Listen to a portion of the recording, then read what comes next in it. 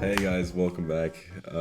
I just quickly saw that Oversimplified had uploaded its third part of the Punic War, or the second Punic War, and even though I didn't do a reaction yet to the first two parts, I just think I have to react to it immediately. I think everybody who's gonna react to this has already seen the first two parts anyways, so without further ado, let's just jump right into the video. Alright. I'm super pumped. Alright, a little bit of a recap right here. Hannibal's kicking some ass. Out in the cold, 30,000 casualties right there. Lake Trasimene. Damn. 30,000 immediately. And that was a big battle of Cannae. 60 to 80,000 casualties. Fucking hell. Not sure as they're panicking. How do you solve a problem like Hannibal? In a crisis such as this, the Romans often turn to religion. What's going on? Are the gods mad at us? The gods must be mad at us. But why? Why? No, why? Two of the Vestal virgins broke their sacred oath and lost their virginity. That's why Hannibal's kicking our ass. What should we do with them? Appease the gods! Bury them alive! Who did they even boink? It was those guys! Huh? What should we do with them? Beat them to death! Perfectly reasonable. Needless to say, the Romans were freaking out. Okay, now that that's out of our system, let's go find a real solution. The real solution, first of all, involved raising a new army. Remember, at Cannae, Hannibal had wiped out the biggest army Rome had ever fielded. Possibly 20% of Rome's military-aged men. Rome needed to replace those losses, and fast, before Hannibal arrived. I think Alexander the Great went to Persia, or to, did his conquest of Persia with 40,000, which he was always outnumbered, but wiping out both, like, his army essentially twice in terms of the numbers in one single battle. And Rome just kind of doesn't care and immediately sends another. To their gates. But where would those replacements come from? Rome had a few ideas. Quick, lower the age of conscription. You, put down those Digimons. You're a soldier now. Enlist all these slaves with the promise of freedom. And equip them with all these religious weapons and armor. Anything we've got. All right, men. You are Rome's last line of defense. Man the walls.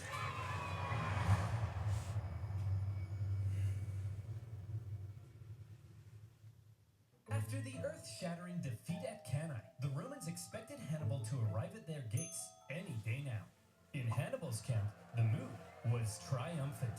We did it! We won! So when do we march on Rome? Today? I'm free in 10 minutes. Whoa, slow down. We're not going to Rome. We're staying right here. Are you an idiot, Hannibal? No, I'm smart. We don't need to march on Rome, because after what we did, the Romans are definitely going to surrender. Watch. Hey, Jimbo. Yes, sir? Go to Rome and discuss peace terms. Yes, sir. Hey, I'm here to discuss peace terms. Piss off! They told me to piss off! What? They didn't surrender? No! And they were mean! Hannibal was learning that Rome had an unprecedented attitude towards surrender. Even when Hannibal offered to ransom thousands of prisoners back to Rome, a pretty common practice in ancient warfare, the Romans refused, opting to let their own men be sold into slavery rather than paying a penny to the enemy. It was clear that in order to defeat Rome, you had to annihilate them. If any Roman man was still standing, you hadn't yet won. But still, Hannibal decided not to march on Rome, and it was a controversial decision. Even one of his own commanders famously told him, Hannibal, you know how to win a battle, but you do not know how to win a war. perspective, perhaps he knew his army was designed to survive behind enemy lines and sow chaos. It may not have been well equipped to undertake a risky siege That's of fair one of the enough. most fortified cities on Earth. Plus, with many of the southern cities defecting to his side after Cannae, I mean, you always have to sort of keep moving. As soon as you try to take one city, they're just gonna send everybody that they have. Because normally, if they try to catch him, they have to keep reinforcements back to defend their cities. If he's coming for the cities, then they can just send everybody. Hannibal likely thought things were going pretty well. As is, we'll stay the course. Okay, so the Romans didn't surrender after 3 major defeats. But surely, they'll surrender after 4. Unfortunately for Hannibal, however, after Cannae, the Romans well and truly learned their lesson. Well, would you look at that? Remind me, who was it that said Hannibal was too dangerous to fight? You. And who said we shouldn't fight him directly? You. And who tried to fight him directly? Us. And what happened? We lost 20% of our military-aged men. That's right. So tell me, when Hannibal approaches, what do? We run away. I'm a genius. Clap for me.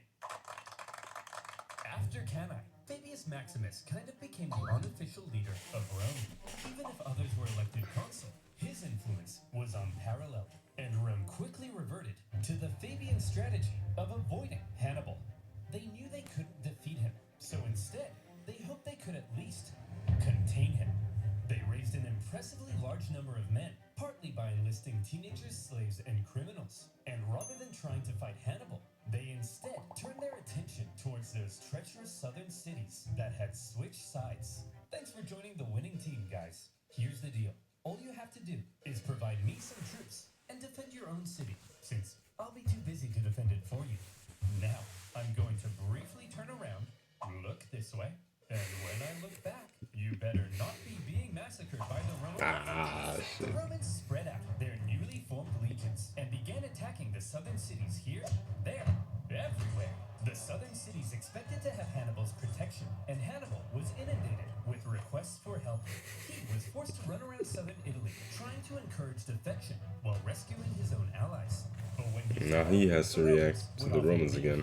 only to come back the second he went away again. And as these southern cities found themselves being punished severely by the Romans, they began to realize that joining Hannibal may not have been such a good idea. Hey! You think you're so big? Attacking my allies? Why don't you come out and face me? Because you're scary! The fickle southern cities frequently switched sides depending on who appeared to be winning, and the whole situation became a nightmare for Hannibal to control, playing a constant game of Roman whack-a-mole to fend off the enemy armies. Having not long ago seemed near extinction, the Romans had managed to turn the situation around by placing Hannibal in a clever predicament. If he left southern Italy, the southern cities would likely capitulate to Rome, meaning he couldn't leave. And since the Romans wouldn't fight him, he couldn't inflict any more dangerous defeats. For now, Hannibal had been muzzled. Southern Italy had been his prize for his impressive Italian campaign. But those clever Romans found a way to take his prize and turn it into his prison. With the Fabian strategy neutralizing Hannibal for now, the Romans were freed up to refocus their attention to other fronts. This whole time, while we've been discussing Hannibal and the Italian campaign of the Second Punic War, fighting had actually been occurring elsewhere. For example, in 216 BC, the Romans had sent an army north to punish the Celtic tribes that had joined Hannibal.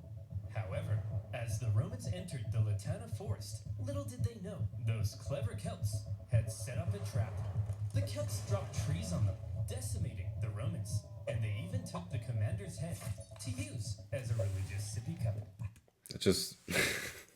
That just reminded me of what would later happen about 200 years later in the Teutoburg forest when the Varus legions were betrayed and killed by Arminius, basically, which stopped Rome from taking over all of Germania, basically. So that went pretty bad.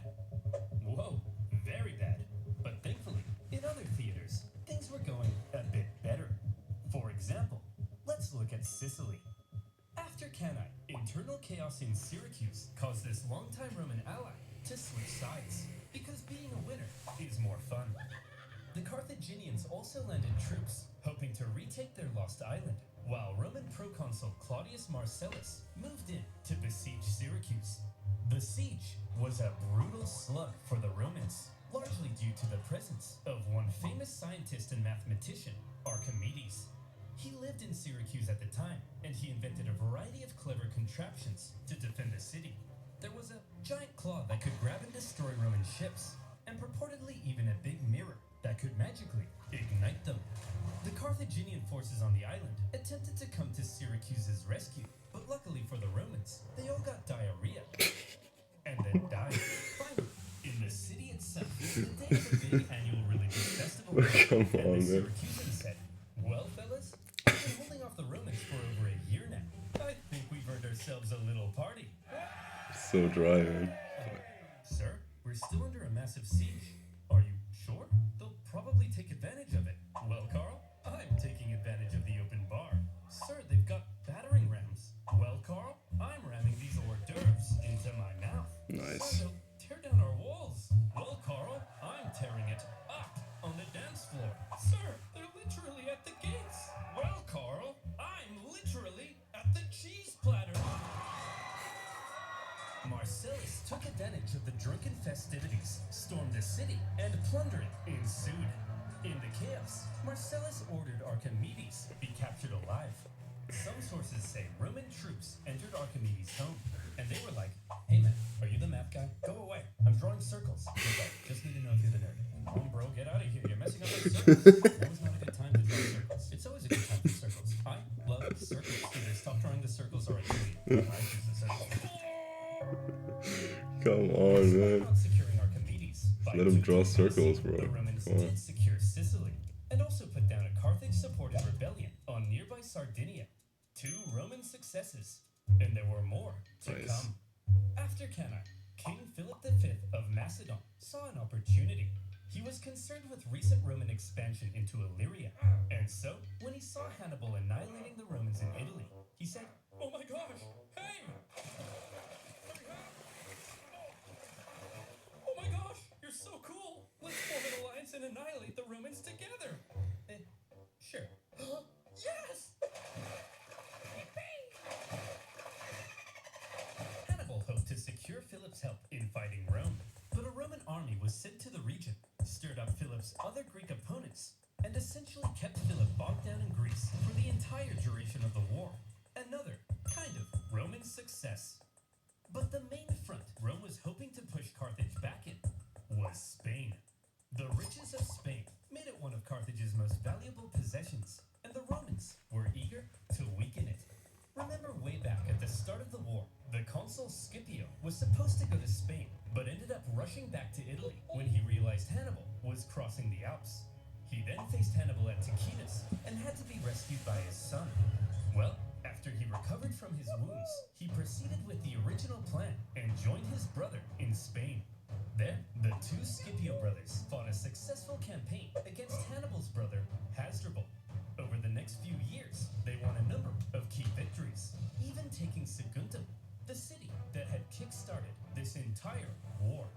Yet more Roman success. A trend appeared to be emerging. Whenever the Romans fought anyone other than Hannibal, they usually came out on top. Perhaps these other fronts would be the key to Rome taking back control of this war.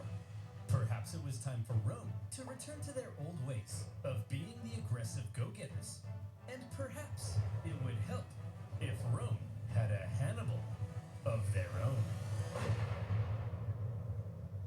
Scipio the Younger. Scipio the Younger was the son of Publius Scipio, currently fighting in Spain. This made him a member of one of Rome's most prestigious families. Not much is known of his childhood, although there is one story of how he was getting hot and heavy with a young lady, only to have his dad barge in and drag him out wearing nothing but a cloak.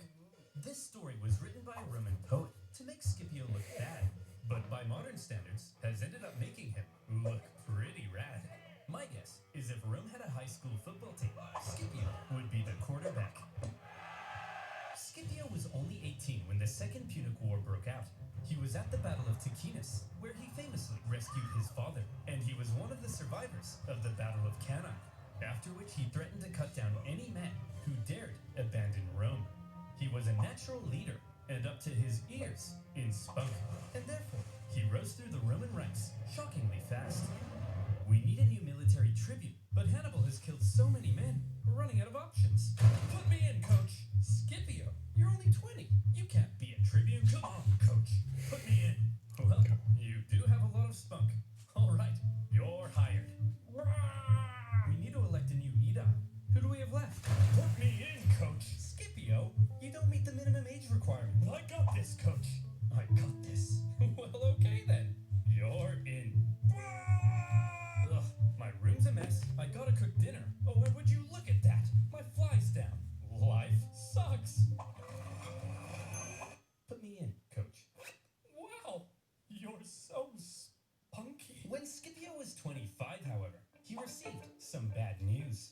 His father and uncle in Spain had both been defeated in battle, and shockingly, both of them were killed. The news must have been devastating for the young Scipio, but it was also devastating for Rome, as almost all of their Spanish gains were wiped away. Okay, listen up! We need someone to go and replace the Scipios in Spain. So, who's up for it? Come on, No one. who's gonna go? Fabius, Spain seems unwinnable. There's no glory to be had there. Yeah, the glory is here, defending the homeland from Hannibal. Well, somebody has to go.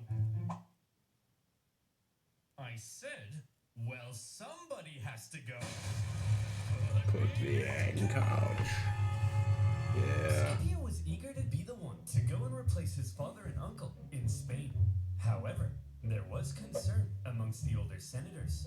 You're only 26. You can't lead a military campaign. And you're 71. You can't stand up without a little urine dribbling down your leg. Scipio didn't meet the typical requirements for the position, but as the only person willing to go, this young piece of hot Roman meat was unanimously elected proconsul and sent to lead the Roman armies in Spain. He hoped to carry out a campaign as impressive as Hannibal's had been in Italy. In fact, Scipio rather admired the one-eyed general. Scipio, you've got a Hannibal poster in your room. Yes, but he's the enemy. I'll let you in on a secret, Billy. You know how we're gonna win this war? By marching straight at the enemy? No, that's the old way. We've gotta be less Roman and a little more Hannibal. Hey, bud. It's coming full circle essentially. Last time Hannibal said he has to be more Roman. Because in the first Punic War, the Romans were the ones who charged, didn't charge straight at the enemy, but did all the, innovative battle tactics, essentially. The way. Don't just barge into my room. That's an infringement of my privacy. Privacy? Privacy, you say? Well, Scipio, Sponsor if it's time. privacy you want, then you... Wait. Oh, yeah. Hannibal contained a young piece of hot Roman meat sent to lead the Roman armies in Spain. Scipio was charismatic, extremely confident, bold, and probably most importantly of all, he thought differently from other Roman generals. So, Scipio, what's the plan? Only that we're Roman, so same thing as usual, right? We march straight at the enemy, right?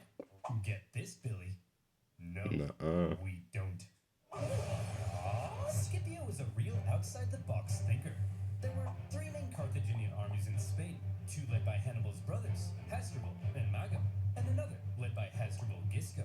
Most Roman generals might have looked at these armies and said, I just gotta, march straight at these guys and kick their ass and stuff. But not Scipio. At a time when many believed winning battles won wars, one of Scipio's greatest strengths was an ability to see the overall strategy behind his actions. He knew that Spain was the closest thing Hannibal had to a base of support. With its mass resources and manpower, it's where Hannibal likely hoped... Yeah, because I think he's going to talk about that later. Carthage, in and of itself, the city right here, really didn't support Hannibal as much as they should have if they wanted to win the war. I think they were pretty much... Hannibal was completely on his own. essentially the entire time. To get supplies and reinforcements from. Spain's base of support was the city of New Carthage, the most Modern day fortified city on the Cartagena peninsula, in perfectly Spain. positioned to communicate with and receive supplies from Africa. And so, if Scipio managed to take New Carthage, he could take Spain. And if he took Spain, then maybe Hannibal would fall. To Scipio, Spain wasn't just some sideshow. It was the main show. Sounds like and a plan. It all rested on New Carthage.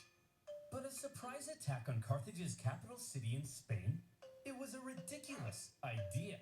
Even if you pull off the 7-day forced march past the Carthaginian armies to New Carthage, once you get there, you'd only have a couple weeks to take the city before the Carthaginians arrived to kick your ass. Sieges of cities that fortified usually took months, if not years. So, Scipio, how are you going to pull this off? Well, first of all, to make sure the surprise plan stayed hidden, Scipio kept it a total secret, even from his own men. Where are we going, Skippy? I'm not telling you. Is it Disneyland? I'm not telling you. That means we're going to Disneyland. This secrecy kept the Carthaginians from preemptively reinforcing the city. Humor is getting better every single time. Was left under garrisoned because the Carthaginians believed it to be kind of naturally impenetrable. It was surrounded on 3 sides by a lagoon and only accessible via a narrow isthmus. What's an isthmus, you ask? Maybe read a book. All right, Scipio, you made it to New Carthage. Now the other Carthaginian armies are only a 10 days march from coming and kicking your ass. Just what were you thinking? Well, Scipio had learned something crucial. Every afternoon, the tides made the lagoon around New Carthage briefly shallow enough to cross. So, he ordered a large diversionary attack on the main city gates, distracting the city's defenders. Then, a small infiltration force traversed the lagoon, climbed the unguarded northern walls, and entered the city. They ambushed the guards and opened the city gates to the rest of Scipio's army. And just like that, New Carthage had fallen. How? In a Damn. single day, Scipio had taken Carthage's In capital a city day. of Spain, and he In a day, that's insane. He just said it normally takes months, and he takes it in a day. It's insane. Because normally they don't really mention Scipio Africanus' name in the, top generals of all time. It's normally Julius Caesar, Napoleon, and Alexander the Great, and then Hannibal. But Scipio is making a big argument with this. made it look easy. With it, he seized much of Carthage's war supplies, several silver mines near the city, and various powerful Iberian tribes even joined his side. And now he was in a great position to take on the other Carthaginian armies in Spain. Wow, Skippy, you're amazing. Don't call me that. How'd you know the lagoon would get shallow? It's almost like you speak to the gods. No, I told him. All the local farmers know about the little... yes, that's it. I speak to the gods. Scipio had no problem allowing his men to think he was divinely inspired. Roman writers also tell us another of Scipio's traits. He was apparently quite merciful in victory and often protected the inhabitants of captured cities. Spencer! What are you doing?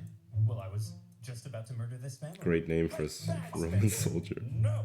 Can I at least kill the dad? No! What about the... No! Oh, you're mean! Carthaginian generals in the region must have been shocked at the loss of their capital city. There was now a Terminator in Spain, and he was coming. In 208 BC, he made a move on Hasdrubal, hoping to defeat him before the other Carthaginian armies could come and link up. When Hasdrubal heard Scipio was coming, he said, He's coming. Hasdrubal did the sensible thing and climbed a big hill for safety. Hey, get down here. I want to kill you. Fat chance, Vin Diesel. Well, he doesn't have to be rude. So what's the plan then, Scipio? This time, we march straight up and at him. Right? Right, Scipio? Billy? No. Scipio once again displayed a distinctly not Roman approach to fighting, when instead of marching straight up and at him, Scipio feigned a frontal skirmish, only to pull off a surprise uphill envelopment. Not an easy thing to do, but Scipio had trained his army to pull off maneuvers that typical Roman armies couldn't. After the battle, the defeated Hasdrubal fled Spain, hoping to link up with his brother Hannibal in Italy. And Hannibal desperately needed the help. As Scipio was dominating in Spain, Hannibal's struggles in southern Italy continued. He was convinced that if he just received ample supplies and reinforcements, he could reverse his fortunes and get back to kicking Rome's ass. But for the remainder of the war, he would suffer a frustrating lack of support from the Carthaginian Senate. After Cannae, Hannibal had sent his brother Mago to Carthage, where he famously poured out golden rings taken from fallen Roman knights. He told the Senate that with reinforcements, Hannibal could finish the job. But a growing faction in the Senate, possibly jealous of Hannibal's rising influence, opposed sending any help. In the end, a large number of the reinforcements gathered for Hannibal now ended up being diverted to stop Scipio in Spain. Just as he had hoped, Scipio's campaign in Spain was actively harming Hannibal in Italy. However, those reinforcements meant that when Scipio made a move on the remaining Carthaginian armies in Spain, they now likely outnumbered him. With the odds heavily stacked against him, it would take some serious skill to win this battle. This time we're gonna march straight at them, right? No, Billy! The preceding Battle of Alipa is often considered Billy doesn't get Scipio's it. masterpiece because it was positively oozing with deception and trickery. First, both sides spent several days forming up and facing off without actually fighting.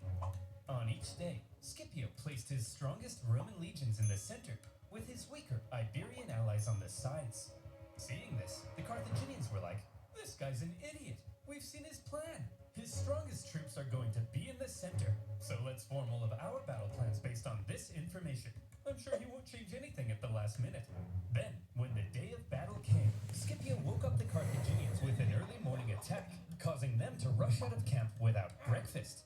When the Carthaginians lined up with their strongest troops in the center to meet Scipio's, they were stunned to find that Scipio had completely reversed his order. The weaker Carthaginian sides now found Scipio's strongest bearing down on them. Then, in an extremely impressive maneuver, the well-trained Roman wings even stretched out during their approach, hitting the Carthaginians from the sides. The Carthaginian center could have turned to help, but Scipio had ordered his center to approach so slowly that Carthage's center could do nothing but just stand and wait. In this way, the outnumbered Scipio had cleverly controlled events so that the bulk of the strongest Carthaginian troops couldn't even fight during the battle. He had completely removed them from the equation. The incredible Scipio had inflicted a monumental defeat on a much larger enemy force.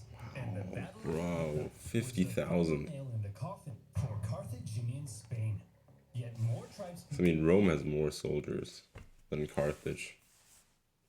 I think the Italian peninsula has always been a lot more densely populated than Northern Africa, and most of those guys are mercenaries, probably. Sort of considering from what he's talked about in the first Punic War and the second Punic War, the previous four videos. So 50,000 hurts Carthage a lot more than 50,000 would have hurt Rome, I feel like. Continued to side with the Romans, and the remaining Carthaginians retreated to the coast and eventually fled the peninsula. And would you look at that? In just a few years, the incredible young Scipio had turned Spain completely red. The Carthaginians must have been stunned. His Spanish campaign had almost been as impressive as Hannibal's campaign in Italy. In fact, see if any of this sounds familiar. In Spain, Scipio had used the environment of the battlefield to his advantage. He staged ambushes by concealed troops. He treated local tribespeople well, earning their friendship. He even once forced his enemy to come out and fight him without breakfast. Each and every one of these tactics were possibly borrowed from a certain one-eyed general. In all the battles Scipio had fought Sounds against Hannibal, familiar. it seemed he may have been taking notes. Hi, Scipio! What? Stop stealing my tactics! I'm 700 miles away! I can't hear you! What did you say? What?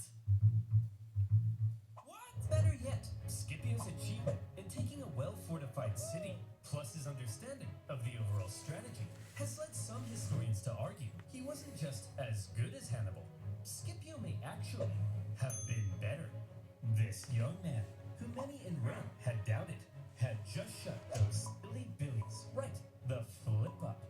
Mere years ago, it looked like Rome had no chance of even surviving this war. But now, the momentum of war was shifting astonishingly fast.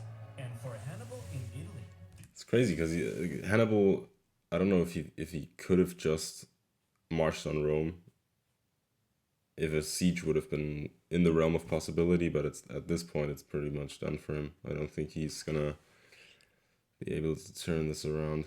At least after Cannae, it would have been his best shot at taking Rome.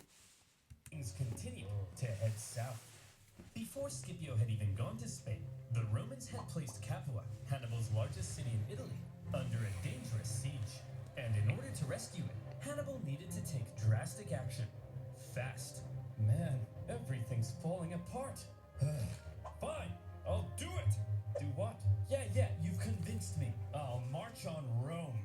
Hannibal, that conversation was 5 years ago. It's too late. No one's trying to convince you to march on Rome. I said I'll do it. Quit nagging me. Ugh. Fucking steel chair. Rome, hoping it might draw the Romans away from Capua. The Romans saw Hannibal approaching their city, and they freaked the hell out. Hannibal is said to have closely approached the city walls, inspecting the defenses, as the Romans inside quivered in their togas. However, Hannibal probably knew he had no chance of taking the city. The whole thing was a feint, and Hannibal soon left. The Romans famously coined the phrase, Hannibal is at the gates, to describe a moment of crisis or severe desperation. But for Hannibal's sake, the phrase should probably be, Hannibal is at the gates. But don't worry, it's just a feint to draw the Romans away from Capua. And it didn't even work, because the Romans stayed at Capua, and the Capuans misunderstood and thought Hannibal had abandoned them. And so, they surrendered the city. But apparently that's not as catchy. Despite a few successes, including an ambush in 208 BC, where Hannibal managed to kill both consuls in one go, Wow. Hannibal was slowly but steadily losing his grip on southern Italy. Even Hasdrubal, who had fled Spain to join Hannibal, never reached his brother. He made his own dramatic crossing of the Alps, just as Hannibal had done. But unlike Hannibal, the second Hasdrubal arrived in Italy, he was immediately pulverized. The Romans then took his head and threw it over the walls. It's crazy that you never hear about it, that his brother actually did the same thing again. I mean, we've seen, or if you've seen the first two parts of the Second Punic War, you've seen how insane of a feat crossing the Alps was, especially at the time, with an army of, I think, 100,000 it was at that point. Or 50,000 at the point of crossing the Alps. With elephants and, supplies and everything is insane. To his brother's camp, Hannibal was becoming extremely isolated. After his impressive conquest of Spain, Scipio returned to Rome a hero. And when the election came for next year's consuls, despite not meeting the typical requirements, Scipio won in a landslide. But the question now was, what would he do next? All right, what's your plan then, Scipio? You're gonna go fight Hannibal now, right? Get this, Fabius? No. Scipio's plan remained the same as before. Don't attack the monster directly. Attack his base of support, which now happened to be Carthage itself. That's right, Scipio would invade Africa. However, Scipio understood that any invasion of Africa would stand a much better chance if he could secure an alliance with one of the African tribes. Throughout the war, Carthage's far superior Numidian cavalry, which came from this part of Africa, had played a critical role in winning battles. Numidia was divided between two rival kings. In the east, the king Syphax had sympathized with Rome for much of the war, and so at some point, Scipio visited Syphax to ratify a treaty. It just so happened, however, that the Carthaginian general Hasdrubal Gisco, whom Scipio had fought in Spain, also arrived at the exact same time. And so Syphax invited both Scipio and Gisco for a meal. The two men fought for Syphax's alliance, and by Roman accounts, Scipio was positively charming. Come on, Syphax, stick with us Romans. We'll build a naked statue of you. Very enticing. enticing. If you join our site, Syphax, we'll give you a 2% discount on figs. You like figs, don't you? Not really. Hey, Syphax, check this out. Wow! Hey, Syphax, check this out. I believe you did. Well, Scipio, you clearly are the most charming man in the Mediterranean. My alliance is... Syphax, I'll let you marry my extremely hot daughter. Yours! Humana, humana! Unable to compete with Syphax's libido, Scipio instead made contact with Syphax's rival, the other Numidian king, Massinissa, who was a longtime ally of Carthage. Scipio told Massinissa, if you join the Romans, I'll help you defeat Syphax and become the ultimate Numidian king. And so Massinissa was now on Team Rome. Good job, Scipio. With a Numidian alliance solidified, Scipio prepared for his invasion of Africa.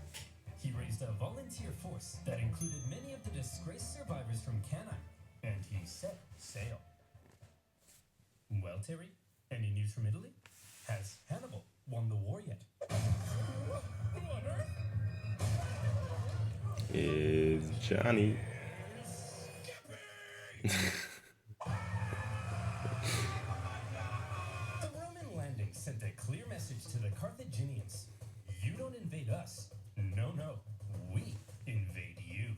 For the first time in the war, the Carthaginian homeland was under threat, and the Carthaginians needed to defeat Scipio at all costs.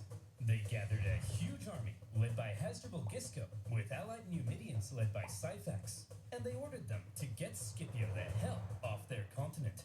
Sources say at this point, Scipio was severely outnumbered. Scipio? That army's huge. There's no way we can beat off all these men. How are we gonna beat off all these men? Vigorously. Hey yo. Hey yo, what the fuck? Bro. It just so happened that Syphax was offering to try and broker peace between the Romans and the Carthaginians. And Scipio smelled an opportunity. He sent a Roman envoy to Syphax's camp. And when they got there, Syphax was like, hey guys, welcome to the enemy camp. Just before we begin negotiations, a small safety demonstration. As you can see, our huts are made of grass and reeds.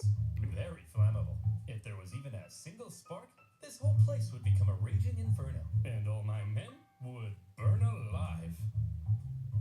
Very interesting. The Roman troops then reported back to Scipio about the Numidian camp, its construction, and most importantly, its flammability.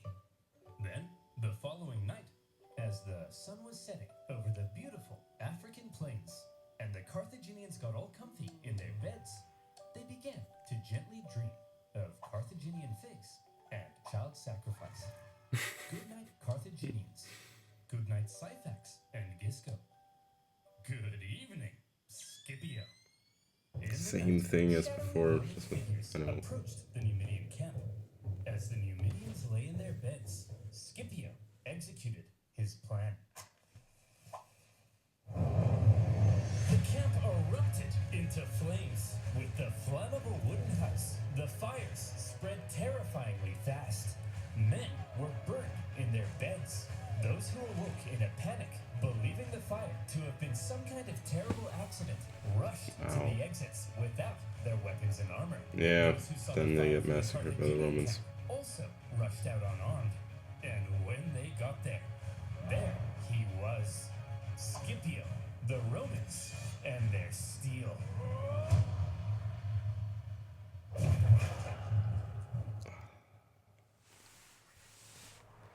The terrified It's really just a mirroring of the previous one. Oh, just like they're taking their camp, and the slow-mo shot right there just reminded me of the Roman that was a Roman consul that was killed by the Celts at Lake Trasimene in the second battle. Indians were massacred, and with How many? Ah, shit. Casualties. He was Scipio, the Romans, and their steel.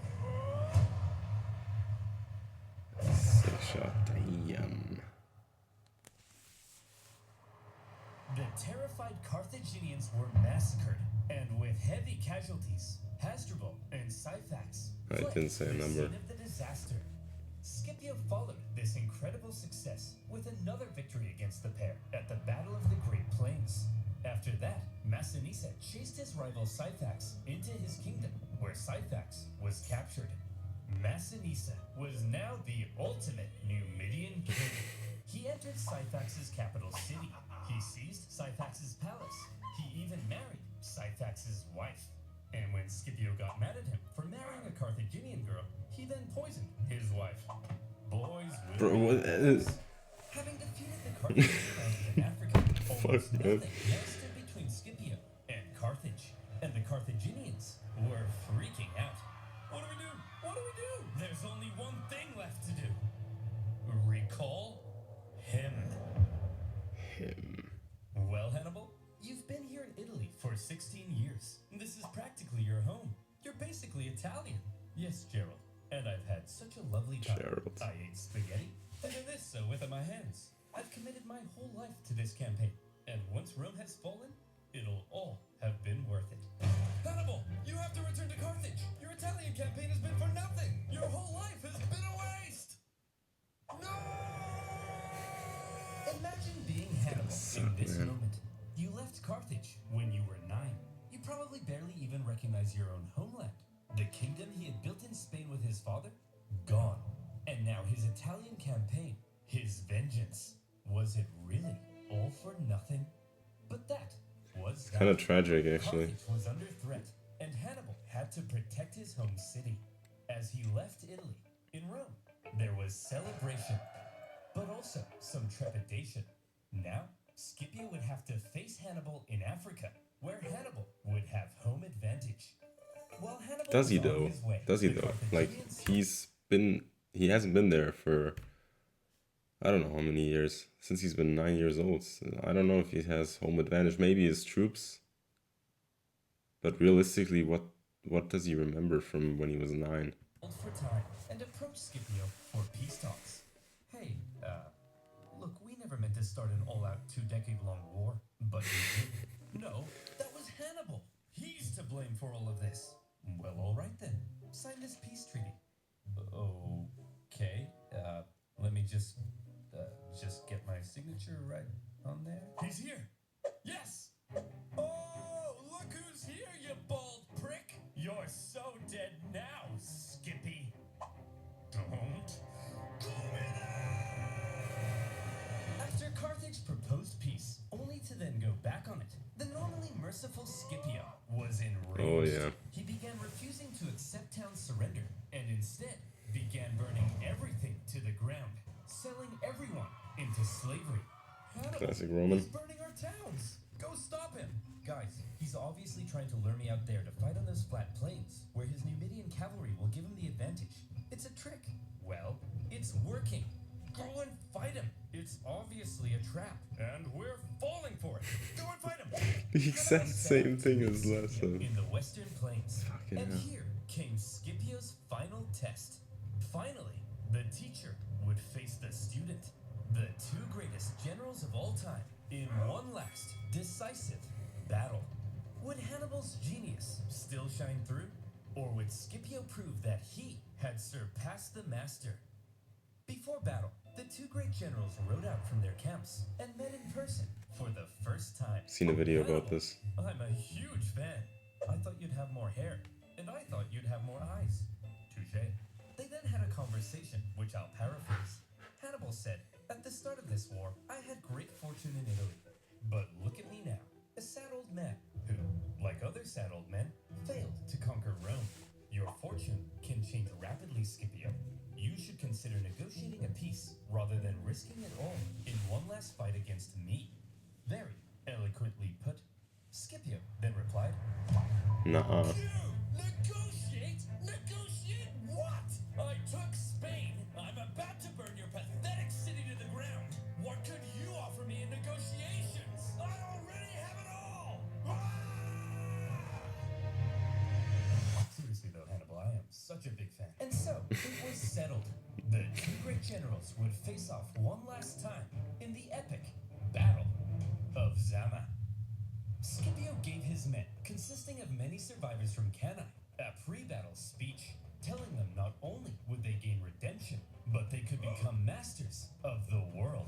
Hannibal told his men probably nothing, because most of them didn't even speak the same language. As the two armies lined up for battle, something interesting became clear.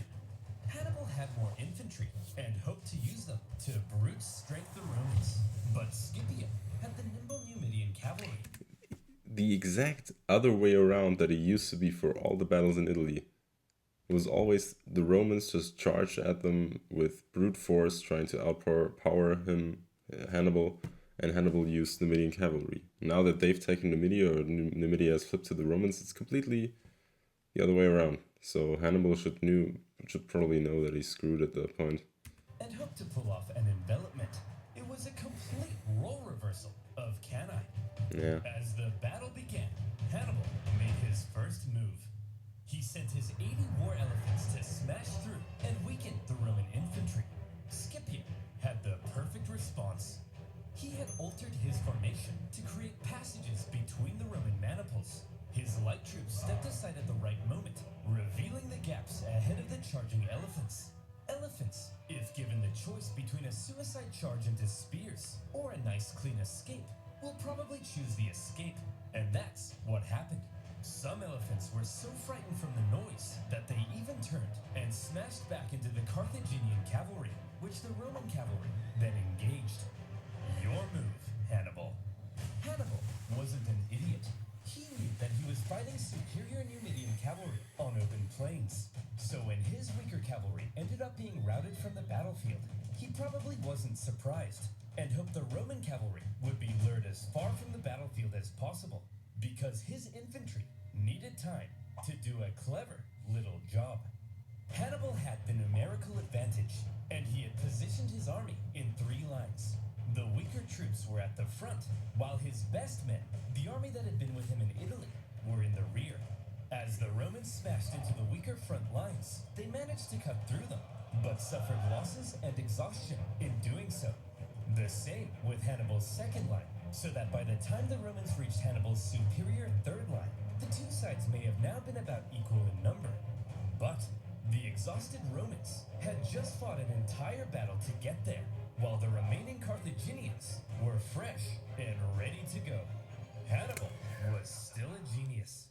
And this is where the final race began. Could Hannibal's stronger infantry finish off the Romans before the Roman cavalry returned from their pursuit? Who would be quicker, the Carthaginian infantry or the Roman cavalry? The answer: the cavalry. They had called off their pursuit just in time to turn around and hit Hannibal from the rear. And that was the deciding move. As the sandwiched Carthaginians were hacked to pieces, Hannibal knew he had lost, and he escaped the battlefield. It was a battle that some historians say was well fought on both sides. Both showed their genius, but fortune fell in the favor of Scipio. With just a few thousand Roman casualties. It kind of reminds me of the Battle of Waterloo a little bit. You have Napoleon, the master of Europe, who's dominated the continent for the past 20 years, essentially, fighting a new general in the Duke of Wellington, who had made a name for himself in Spain beforehand, fighting France there, and never really facing Napoleon. And then the two biggest generals of their time faced off one last time, and it also came down to the cavalry, I think, at the end. Compared to 40,000 Carthaginians, Scipio had won. How many? Wait, whoa. Favor of Scipio. With just a few thousand Roman casualties compared to 40,000 Carthaginians, Wow. Scipio had won. Damn. Hannibal advised the Carthaginian Senate that it was time to surrender. 17 years of war, finally over. The terms Rome placed on Carthage were harsh. They lost territory and were prohibited from starting any more wars with anyone without Rome's explicit permission. That's insane. Carthage basically became a weak Roman client state. And what of these two military geniuses? Well, Scipio returned to Rome triumphant. For his victory in Africa, he was given the title Scipio Africanus. He had delivered Rome from an existential threat, and so, from here on out, he was primed to dominate Roman politics. He was even offered to become consul for life, but he humbly refused. Politics being what it is, however, jealousy eventually grew. Scipio and his family ended up battling accusations of corruption, and Scipio, possibly becoming tired of Roman politics, The Al Capone retired hat. to a nice country house by the coast. Hannibal also took a leading role in Sounds like a good Carthaginian life, though. politics after the war. But again, due to jealousy, factionalism, and the possibility of arrest by the Romans, he eventually entered exile. He spent the remainder of his years out east, even advising enemies of Rome. Rome's hatred of Hannibal endured, and they never stopped hoping to someday capture the monster.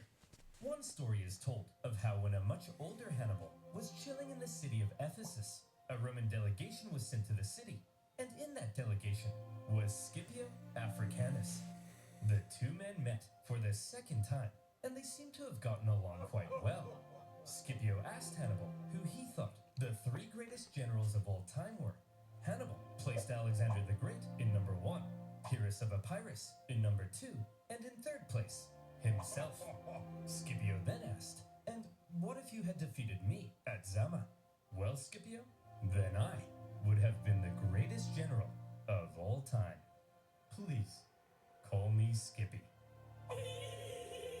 Eventually, around 183 BC, Hannibal, now in his 60s, came under threat of Roman capture. After a long life, he chose to take some poison.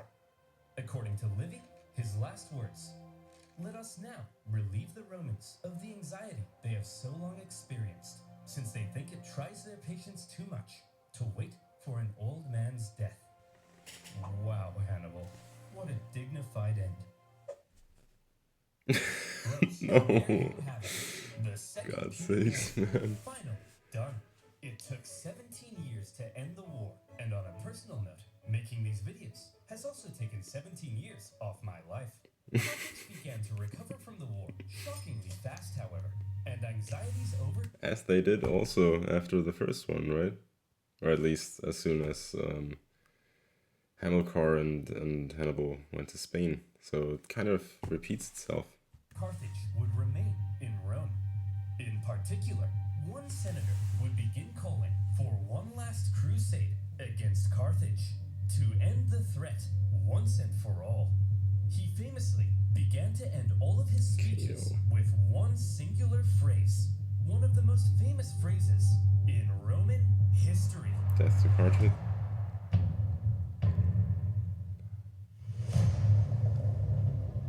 Carthago delenda est.